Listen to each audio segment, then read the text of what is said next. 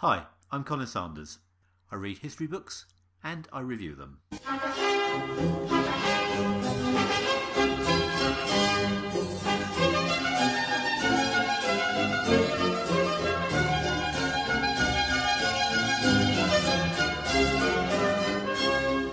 This is the second part of my extended review of Chapter 4 of Gibbon's Decline and Fall of the Roman Empire, in which Commodus goes increasingly off the rails. Commodus, not a noble character. Gibbon thought that he was more weak than evil, but perhaps it isn't very meaningful to make judgments. After all, the early life of Commodus could not have been more divorced from reality. Michael Jackson probably led a more normal life.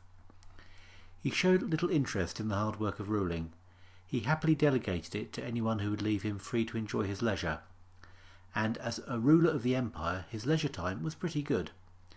He had a harem of 300 girls and 300 boys. He came to the throne young, but even so, you have to at least admire his stamina. He was also keen on sport, hunting and gladiators. He showed no interest in any of the arts. He used to have wild beasts brought to Rome from the far reaches of the empire and beyond, so that he could kill them himself in the circus in front of the people. This was a demeaning way for an emperor to behave. He began to style himself the Roman Hercules. This involved wearing a bear skin and carrying a club. It was a pretty ridiculous comparison. Hercules had sought out the Nemean lion that was strong enough to withstand arrows and fought it bare-handed to save the people of Nemea from being terrorised by it. Commodus was killing animals for fun while being well protected. He didn't restrict himself to lions. Ostriches, elephants and rhinoceroses were also displayed and then killed.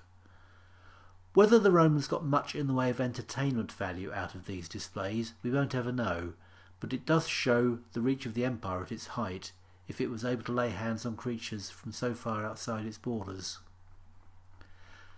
But it got worse. He started dabbling in gladiatorial contests and then started appearing in the circus as a gladiator himself. This was behaviour definitely not consistent with the dignity of the Emperor of Rome. Gladiators could become wealthy, but they were never respectable. The role he played was that of the secutor, fighting against the Retiarius. There were lots of variations of gladiatorial combat, but I think that this is the one that comes first to most people's mind. As a secutor, Commodus would be lightly armoured and armed with a small shield and short sword. His opponent would only have a net and a trident. If he could trap the secutor with his net and dispatch him with his trident, he would live. Otherwise, the secutor, at close contact, would have an obvious advantage. Needless to say, Commodus always won.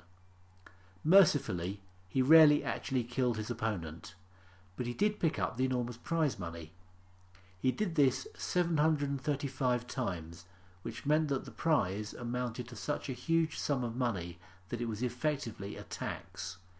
He also adopted the name Paulus to associate himself with the most famous and successful gladiator of the day. The Romans must have been appalled. One senator, Claudius Pompeianus, simply refused to attend.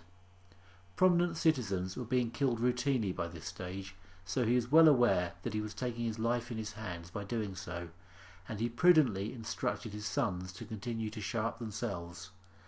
Mind you, he did have other issues. He was the senator to whom Commodus's sister Lucilla had been married, the one who had tried to kill him. He may well have decided he was due for the chop anyway. In the event, he got away with it.